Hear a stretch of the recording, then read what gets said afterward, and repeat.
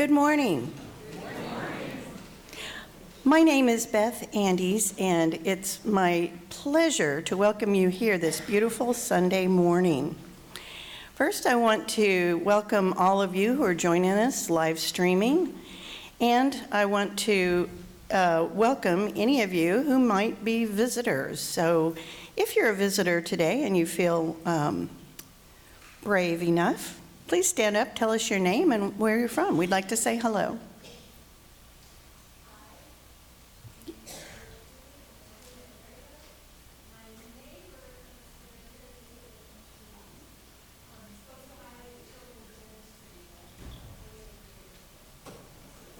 Welcome. We're glad you're here. Are there any other visitors? All right. Thank you.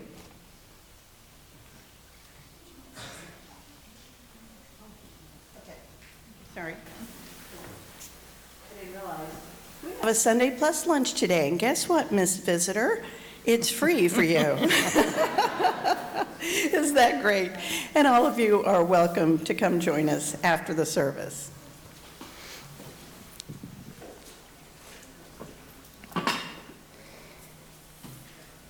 Good morning, and welcome once again to this gathering of this covenant community of memory and promise. We come together in this moment of slow motion crisis on a planet in need of our attention and protection. This coming Friday, we shall observe the first international strike for climate change. And more than observe it, I hope that we will each find ways to participate. My emerging colleague, Rebecca Gant, will have more to say on this subject next week. In the meantime, I offer these words of gathering from another colleague, the Reverend Karen Johnston. Worlds are on fire. Perhaps your corner of the world, or yours, or yours, or mine, sometimes, yes, truly. But ours, more and more now, the whole wide world ablaze. But fire or not, this is no time to shrink or shirk. While despair or grief may enter the room of your heart, it is not the only occupant there. There is more to you and more to us than that sticky residue of pain. Your heart keeps company with ancestors who lend you deep wisdom, scientific curiosity, well springs of compassion and abiding love, and humor when all else fails. It is time to connect, to feel the deep truth of no separation. It is time to thrive, though there may be moments when you doubt that that is possible. This thing is our thing. It is not to be handed off to others. This time is our time. Now is when action is possible. It is to this moment that each of us is called, and all of us are called.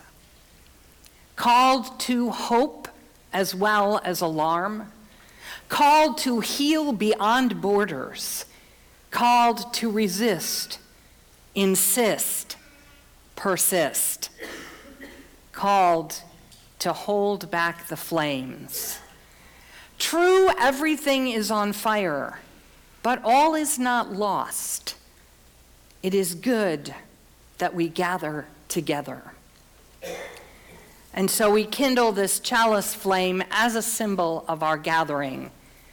May this nurturing fire remind us of what is forever required of our humanity: to move in right relationship and justice, to make our strengths fruitful in loving service, and to abide in humble gratitude for the gifts of life.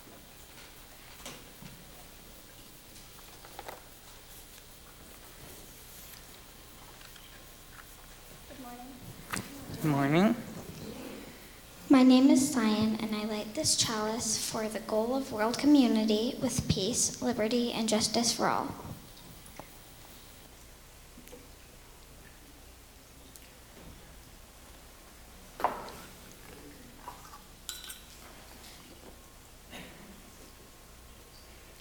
Thank you. Now will you rise as you are willing and able, and let us speak once again the words of our covenant promise to one another. Together we affirm, goodwill is the spirit of this church, and service is its law. This is our great covenant, to dwell together in peace, to seek the truth in love, and to help one another. And now let's remain standing for our opening hymn. The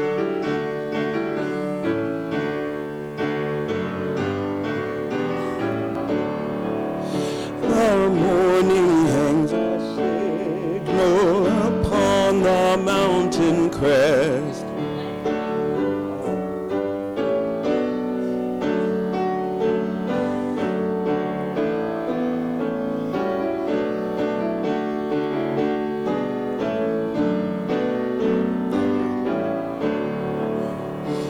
The morning hangs a signal upon the mountain crest, while all the sleeping valleys in silent darkness rest.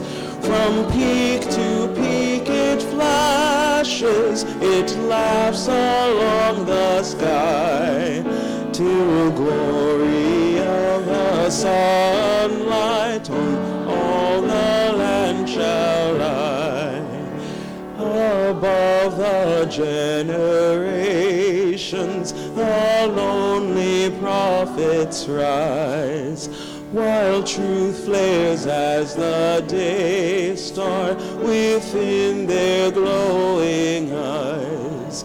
And other eyes beholding are kindled from that flame, and dawn becomes the morning when prophets love proclaim. The soul has lifted moments above the drift of days, when life's great meaning breaketh in sunrise on our ways. Behold the radiant token of faith above all fear. Night shall release its splendor, that morning shall appear.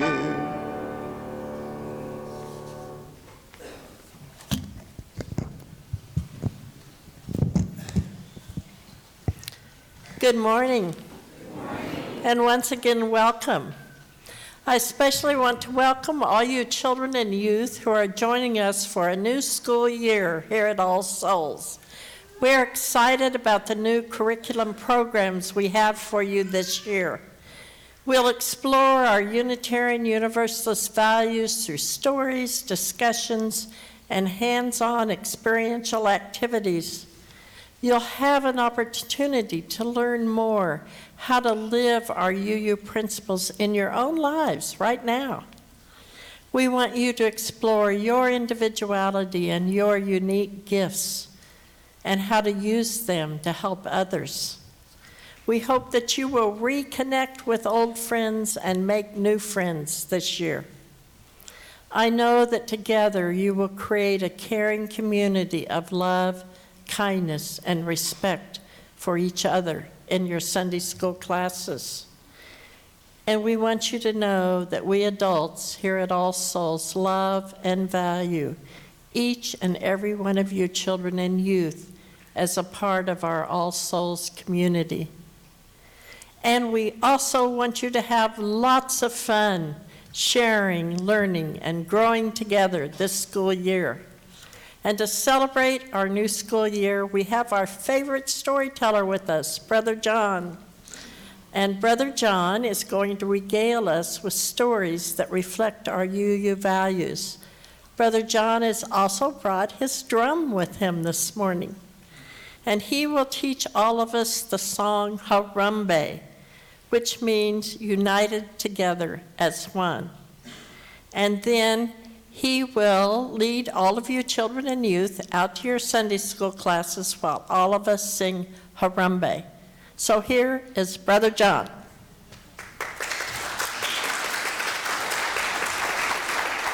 Good morning. So great to see a lot of our friends here. And Harambe, my name is Brother John. Harambe is a Swahili term, simply means also, like Sister Judith had said, working together, appreciation, all those things. And if you have trouble remembering, just put your two hands together best way you can and go, Harambe means unity. Harambe means unity. Harambe means unity. Harambe means unity.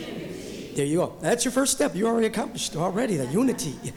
And I brought my special drum, the djembe. Djembe from West Africa. No, this one's not from West Africa, though, but its predecessors and cousins alike there. It's called the talking drum or the happy drum. So wherever you hear the drum being played, its rhythms gets into your ears, all down into your hands and your feet. It makes your body want to move to the great beat here. And what we're going to do is do a little harambe, a little bit of harambe called djembe jam. The song is simple, and basically it's call and response. Whatever I call to you, you respond back. Sort of like music follow the leader. Now, I may throw some tricky parts in there to make it more fun and everything, but the lesson goes like so. Repeat after me. Harambe! Harambe! Harambe! Harambe! And it simply goes, we share our talents and don't waste our time. Working together is this Harambe rhyme. Working together is this Harambe rhyme. Let's have a little fun here right there. Here we go. Okay, now, call like so. Clap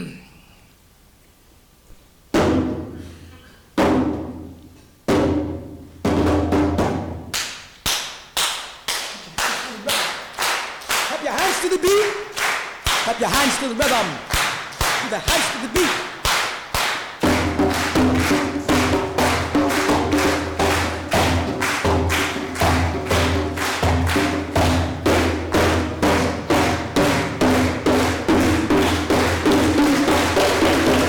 Thank you very much, Harry. Harambe! Harambe! Harambe! Harambe! Harambe!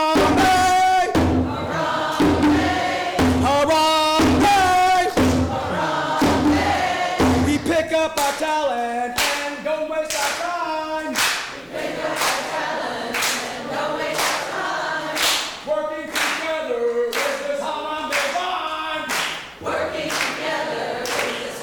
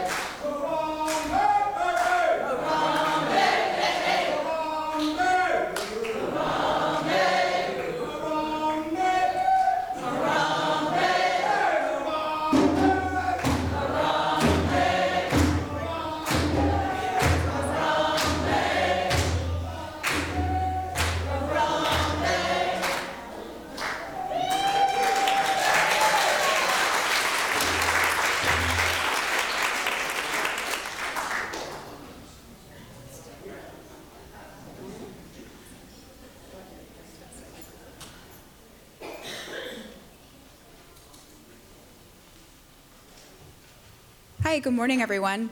Good morning. My name is Rachel Sweet. I'm the Director of Public Policy and Organizing for Planned Parenthood Great Plains, and I was asked to come up today to give an invitation for the offering. So Planned Parenthood Great Plains provides sexual and reproductive health care to over 70,000 people in Kansas, Missouri, Arkansas, and Oklahoma. And I just want to say how grateful I am that you all are, considering supporting our work, and that I was able to come today and speak at the forum before your service. It is really great to see this community embrace the things that we are working on and to welcome me. So I just wanted to say that I am deeply appreciative of that. And I think that's all I've got. Did I do that right? Okay, well, thank you. So this morning's offering to be shared with Planned Parenthood will now be gratefully received.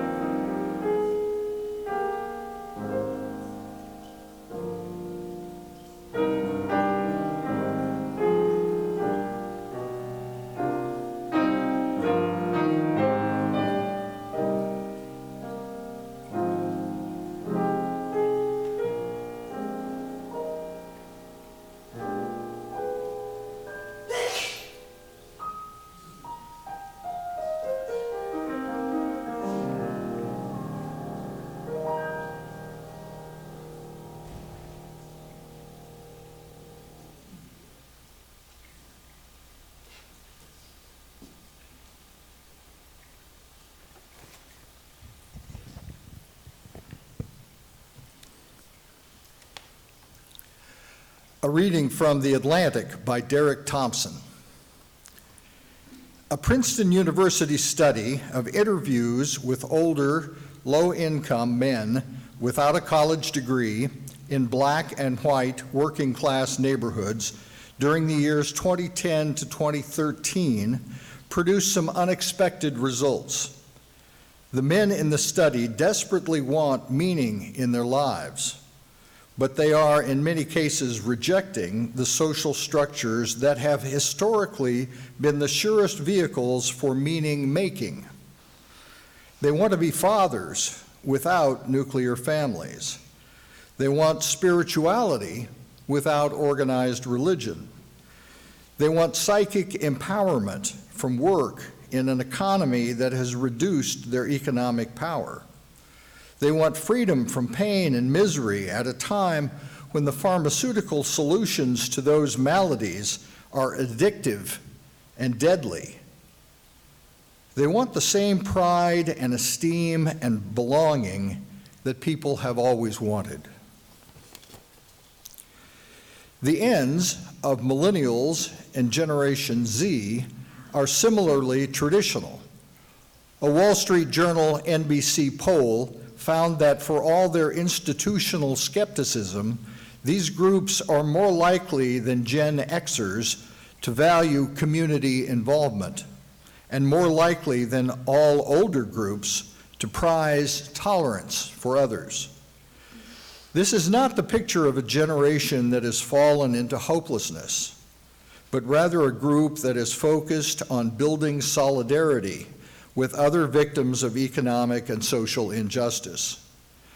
Younger generations have been the force behind equality movements such as Black Lives Matter, Me Too, Abolish ICE, and Medicare for All, not only because they're liberal and not only because they have the technological savvy to organize online, but also because their experience in this economy makes them exquisitely sensitive to institutional abuse of power and doubly eager to correct it. What Americans, young and old, are abandoning is not so much the promise of family, faith, and national pride as the trust that America's existing institutions can be relied upon to provide it for them.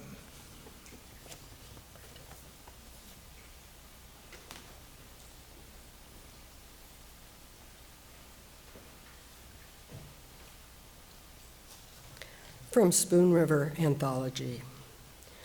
I am Minerva, the village poetess, hooted at, jeered at by the yahoos of the street for my heavy body, my cockeye, and my rolling walk. And all the more when Butch Weldy captured me after a brutal hunt. He left me to my fate with Dr. Myers, and I sank into death, growing numb from the feet up, like one stepping deeper and deeper into a stream of ice. Will someone go to the village newspaper and gather into the book the verses I wrote? I thirsted so for love.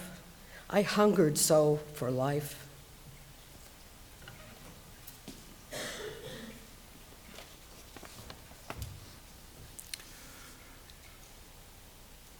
No other man, unless it was Doc Hill, did more for the people of this town than I. And all the weak, the halt, the improvident, and those who could not pay flocked to me. I was good-hearted, easy Dr. Myers.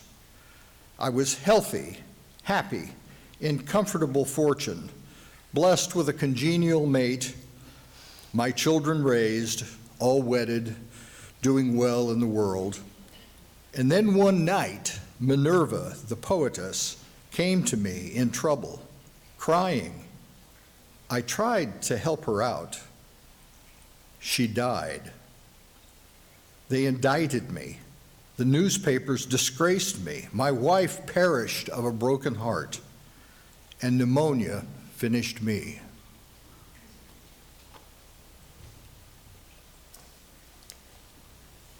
He protested all his life. The newspapers lied about him villainously, that it was not his fault. He was not at fault for Minerva's fall, but only tried to help her. Poor soul, so sunk in sin, he could not see that even trying to help her, as he called it, he had broken the law of human and divine. Passers-by, an ancient admonition to you, if your ways would be ways of pleasantness and all your pathways peace, love God and keep his commandments.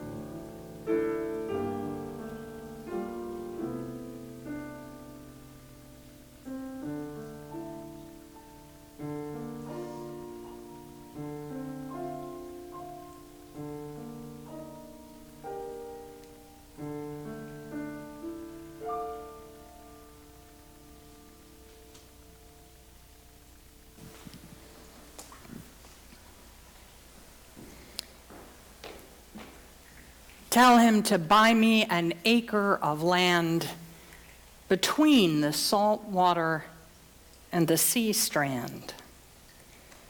Tell her to make me a cambric shirt without a seam nor needlework. But why parsley, sage, rosemary, and thyme? Does anyone know? Abortion used to be women's work, like birth and pregnancy and menstruation and pregnancy prevention. These were trade secrets, the private competency of the world's largest guild, women. Whispered from mother to daughter, traded among midwives, discretions of the herb garden and the sewing room, with the silent understanding that what men didn't know about wouldn't offend their lofty principles or hurt their fragile egos or get anyone in trouble. Yet the conundrum was always insoluble, impossible, like the field in between the sea and the sand, or the shirt with no sewing. Like once upon a time love, the consequences of which might endure far longer than its promises. We are living with that impossibility still today, with young women weeping in medical offices and protesters screaming for the lives of babies, waving bloody pictures, and doctors gunned down in broad daylight for trying to help. As a society, we can find no middle ground between life and choice, between mother and child, between trauma and tragedy. Our laws cannot solve the problem, but only serve to reflect and magnify it. The ocean and the shore contend, and there is no inch between them, never mind an acre. Parsley, sage, rosemary, and thyme are all herbs that have been used in various combinations with other plant and animal substances, both to prevent pregnancy and to produce abortions. For the truth is that women have been seeking to control their own fertility ever since the dawn of human understanding of the reproductive process. Sometimes with comic or repulsive misunderstandings, but often with surprising, though never perfect, success.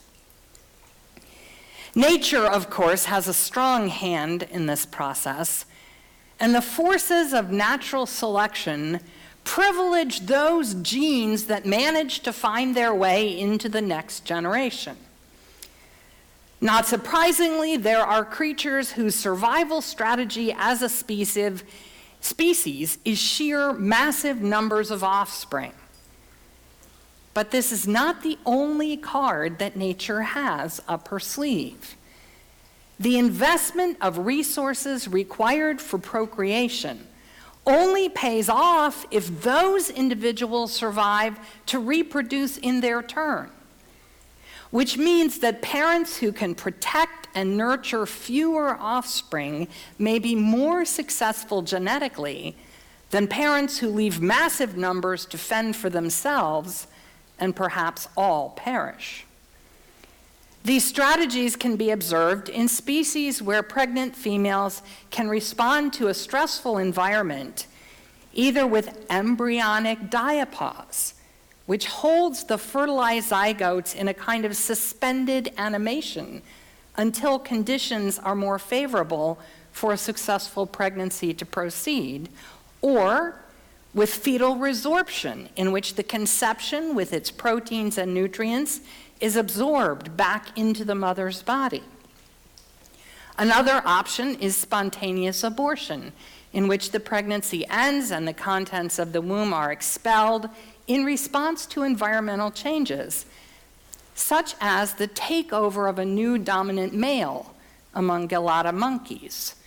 More than 60% of a troop's females will abort their current pregnancies when this happens, knowing that their newborn infants will be killed by the alpha male who cannot be their father. In short, a completed pregnancy is not always a path to long-term reproductive success. There's another quirky evidence of nature's multiple strategies, at least for human beings, in the existence of menopause. As far as we know, only our distant relatives, the toothed whales, like belugas, orcas, and narwhals, have a process like ours by which older females undergo active endocrine changes that make them entirely unable to reproduce during their older years. Other female animals, including almost all mammals, remain fertile until they die.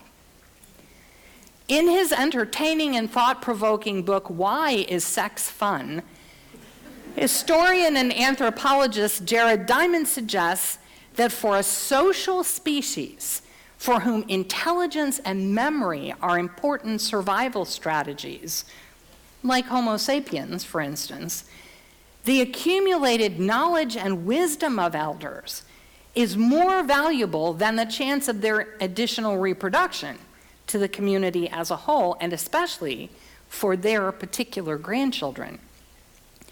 Among the whales, a grandson is 3 to 8 times more likely to die in the year following his grandmother's death, even when he is past 30 years old, well into whale adulthood. A grandmother who herself can no longer reproduce is not competing with her daughters or grandchildren for mates or for resources for new offspring of her own. Instead, her energy and skill can go into supporting her daughters in mothering their children and into nurturing those grandchildren directly herself. This resource contributes so heavily to genetic success that it has evolved separately in us and in the whales. What seems to me significant in these two biological details is that pregnancy has never been, even at its most instinctive, an individual phenomenon. The conundrum of abortion is not reducible to a question of personal rights or freedoms, even as we seek to protect and must protect the rights and freedoms of women. Rather, abortion has always been a social reality, much like birth. It happens in and affects a circle of people around a particular woman: her family, her caregivers, her network of friends and elders, her sexual partners, her potential child, her community.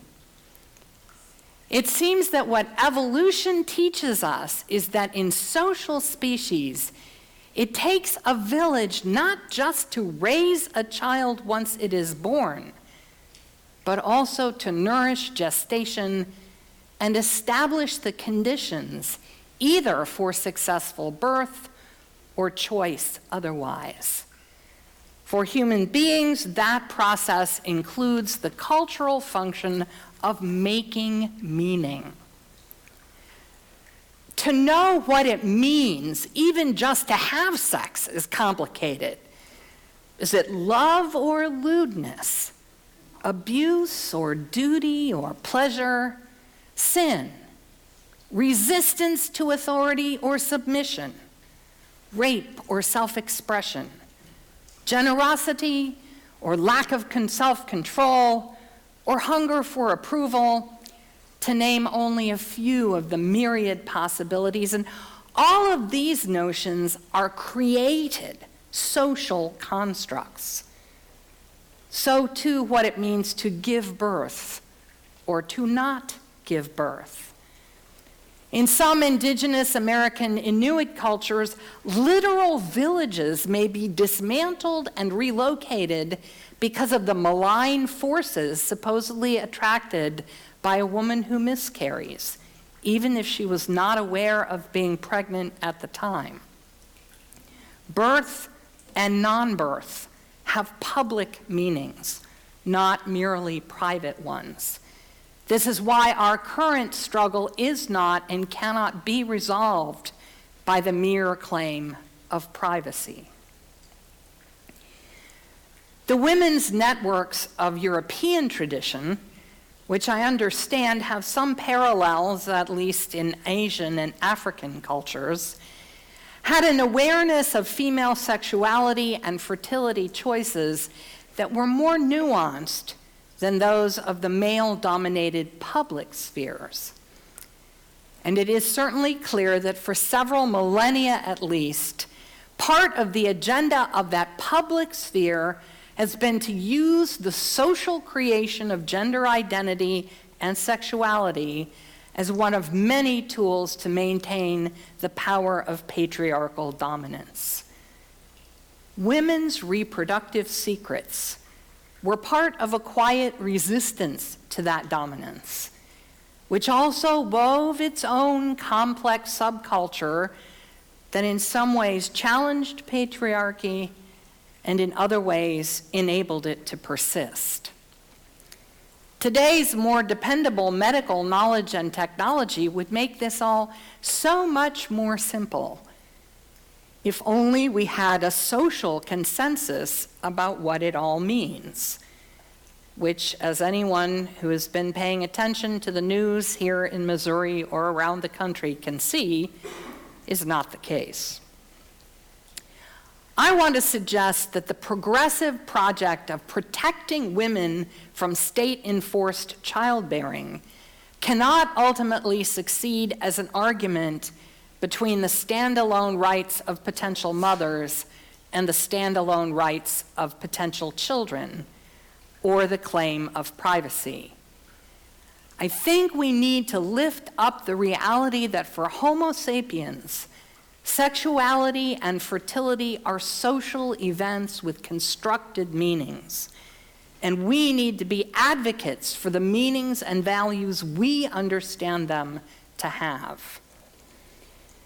The cultural moment is actually propitious, despite the current intensity around issues of reproduction, because the forces of tradition are losing a significant part of their unquestioned status.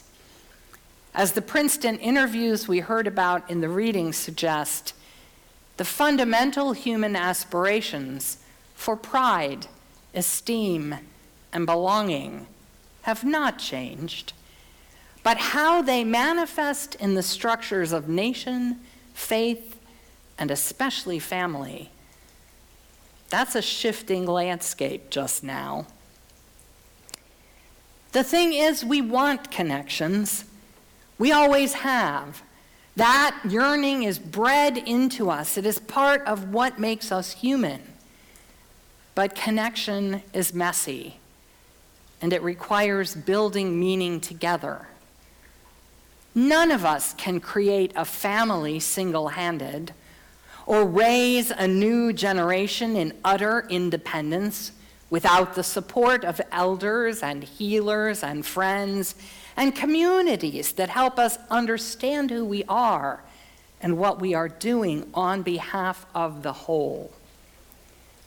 The decision to end a pregnancy is impacted by that same interdependent web and challenges our collective understanding, even when it is a private choice.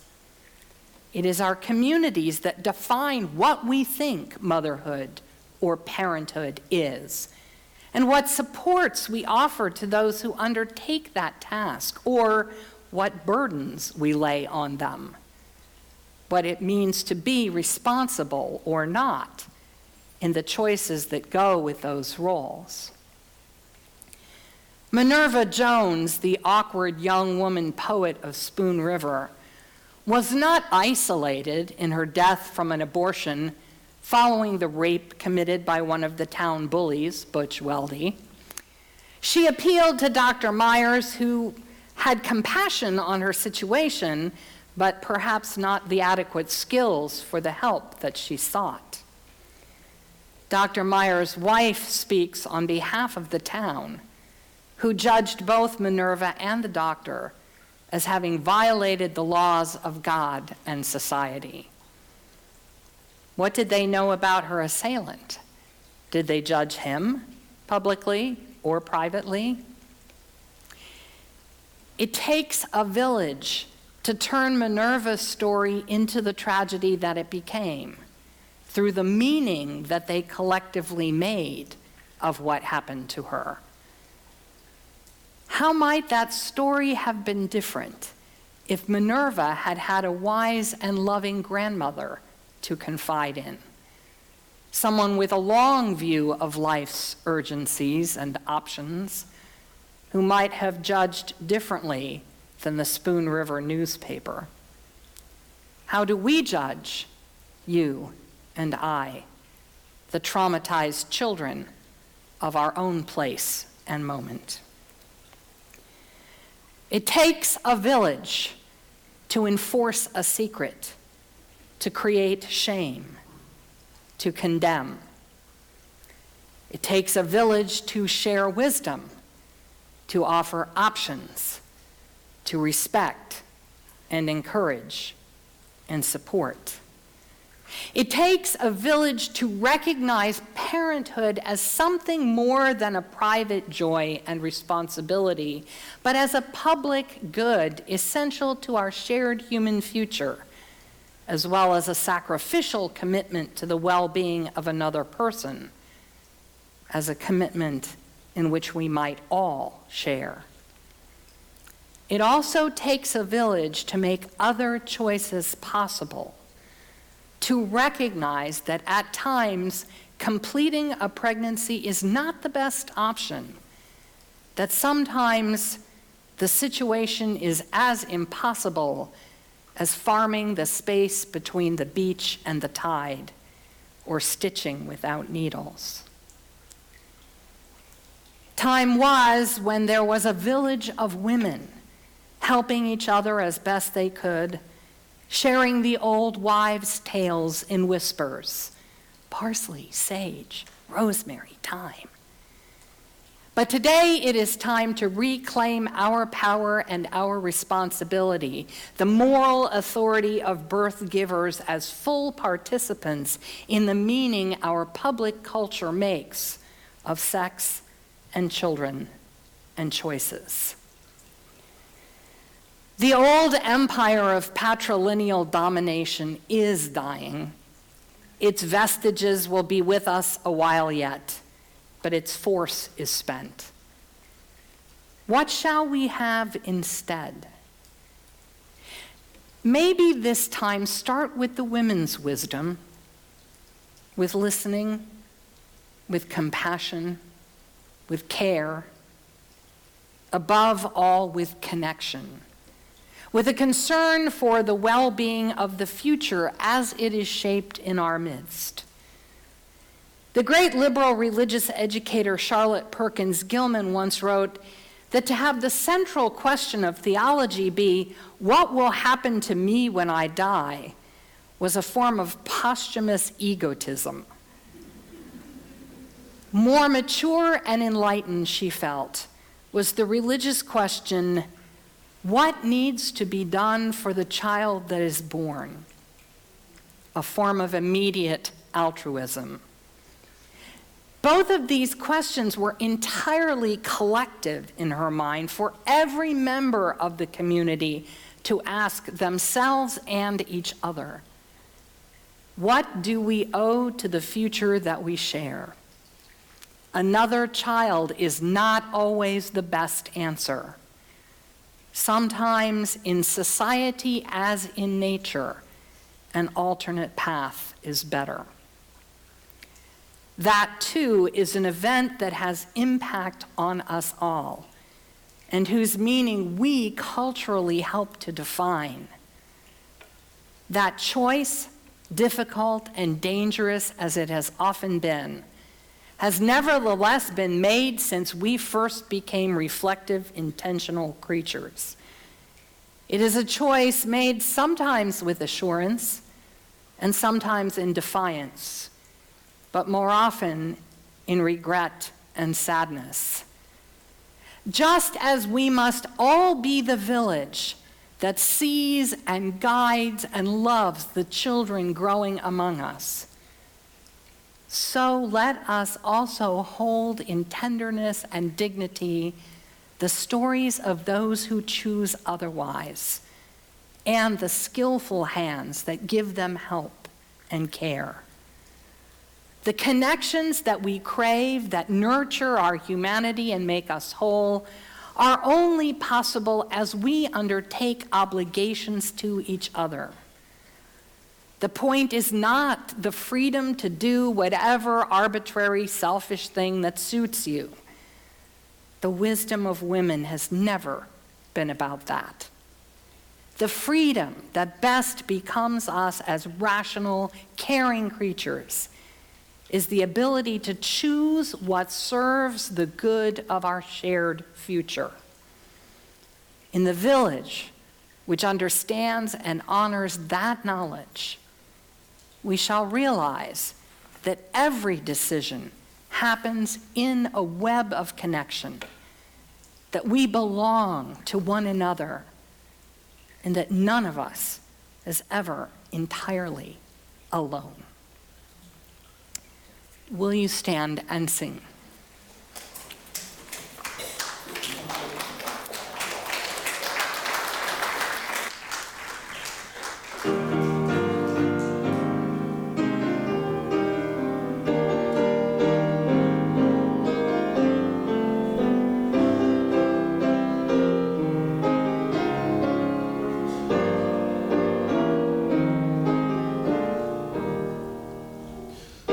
Not our own, earth forms us, human leaves on nature's growing vine, fruit of many generations, seeds of life divine.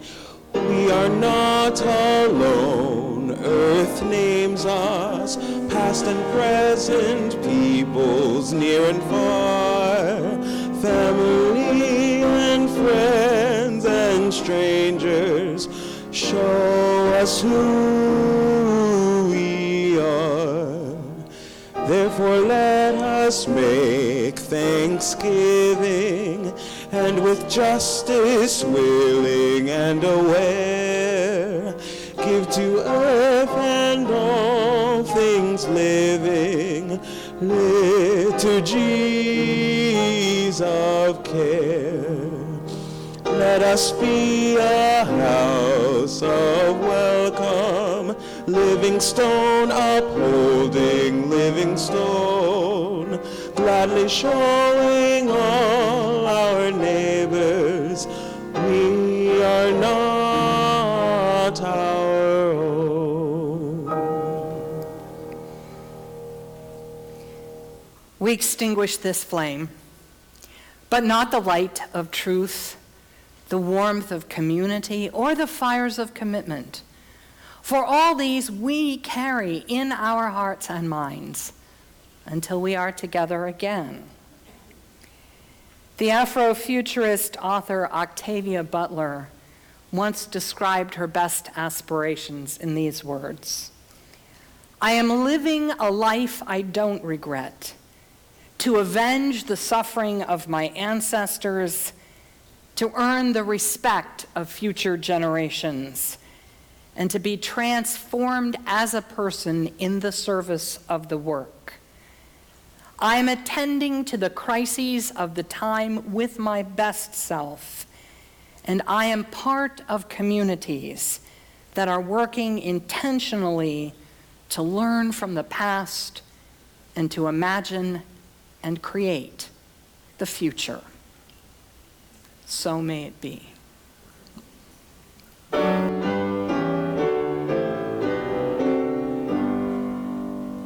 Since what we are, and what we love we yet shall be. The goal may ever shine afar, the will to win itself